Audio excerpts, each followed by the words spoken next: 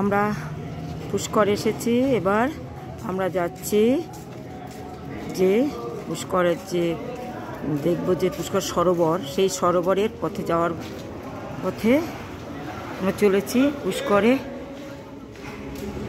পুষ্করে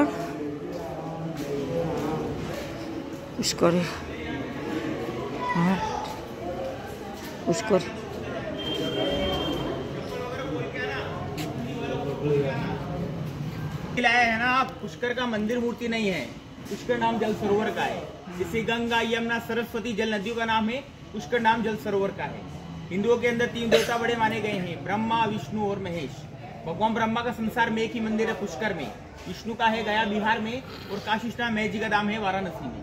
लेकिन शिव का और विष्णु का आपको हर जगह स्थान मिल जाता है, लेकिन भगवान ब्रह्मा का पुष्कर के अलावा आपको कहीं स्थान नहीं मिलता है।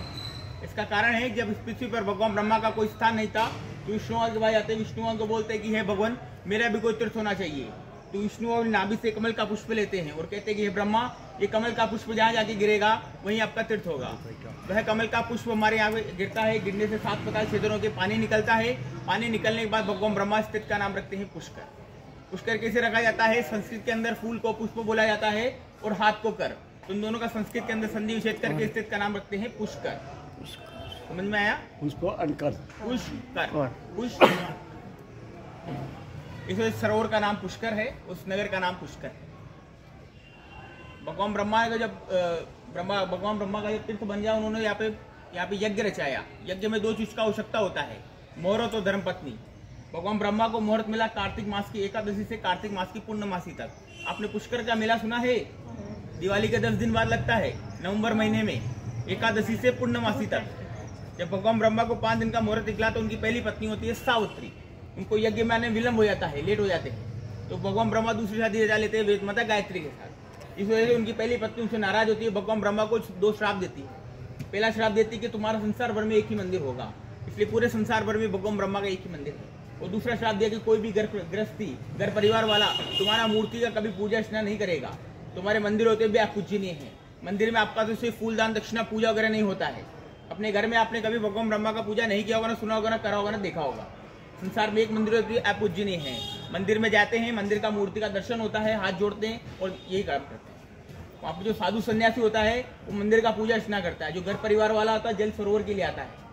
2 कार्य जिसके लिए आया जाता है, पहला घर में कोई गुजर जाता है, हमारे यहाँ स्टेशन होता है, जैसे गंगा हरिद्वार में होता है, क्योंकि गंगा माता है, प्रयाग राजा है, पुष्कर सभी तीर्थों का गुरु है। गुरु बिन ज्ञान नहीं, गुरु बिन मोक्ष नहीं, भाग्य बिना लक्ष्मी नहीं। तो सबसे पहले मोक्ष प्राप्ति के लिए आया जाता है। तो गुजरता है, उनके अस्थिदान करने के बाद श्राद्ध काल के अंदर पिंडदान किया जाता है। पिंडदान समझते हो? श्राद्ध काल आते हैं 15 दिन, उसमें पिंडदान का बहुत बड़ा लेख है। कोई गया गंगा कुरुक्षेत्र प्रभात पुष्कराणी चे एतानि मुख्य तीर्थानि श्राद्ध काले भवन्ति का 5 तीर्थ बड़े माने गए हैं, जिसके अंदर पुष्कर सभी तीर्थों का गुरु है। जो भी यात्री आता है पिंडदान करके जाता है, पिंडदान नहीं करता जलदान तर्पण देता है, क्योंकि हमारे पूर्वज होते हैं, हमसे आस करते हैं, मुझसे पोत्र आएगा तीर्थ आके मुझको याद करेगा, मेरे नाम से जल तर्पण देगा। उनको यहाँ पे याद करके जल तर्पण दिए जाते हैं। दूसरा आता राजू खुशी घूमने फिरने, जैसे आप लोग आए हो।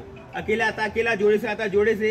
यहाँ पे फूल प्रसाद का थाली चढ़ाता है, जो कि मात्र 21 रुपए का आता है। जो जल पे चढ़ाया जाता है, ब्राह्मण चढ़ाने वाला होता है, दान आपकी इच्छा का होता है। जल के चारों तरफ बने हुए 52 घाट है, अलग अलग राजा महाराजाओं के। जिस राजा महाराजाओं की मनोकामना पूर्ण, उन्होंने 52 घाट बनाए। 1000 छोटा बड़ा मंदिर मूर्ति है नगर में, लेकिन मंदिर मूर्ति में फूलदान दक्षिणा पूजा वगैरह नहीं होगा। इसी जल का पूजन होगा, एक जगह प्रसाद चढ़ेगा, एक जगह दान होता है।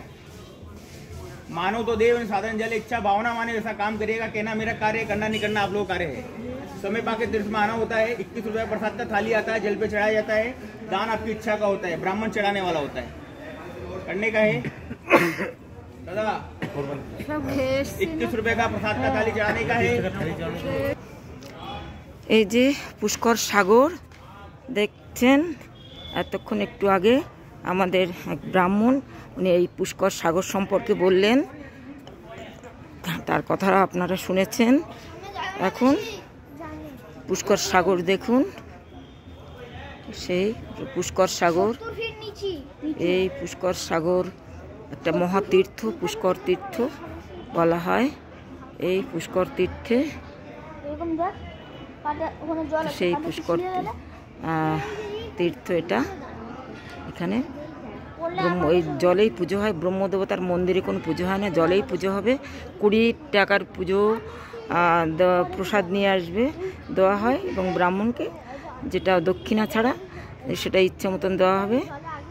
এই 20 টাকা আমি দিয়েছি পুজোর জন্য, প্রসাদ এই পুজো দেওয়ার জন্য। আমরা ব্রহ্মা মন্দিরে চলেছি, বিশ্বের একমাত্র ব্রহ্মা মন্দির।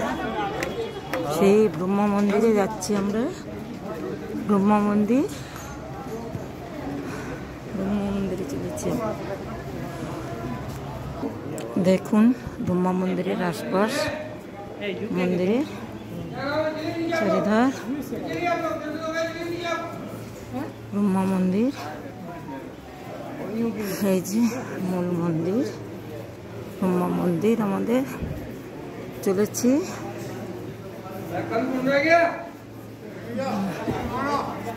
মন্দির, ব্রহ্মা মন্দিরে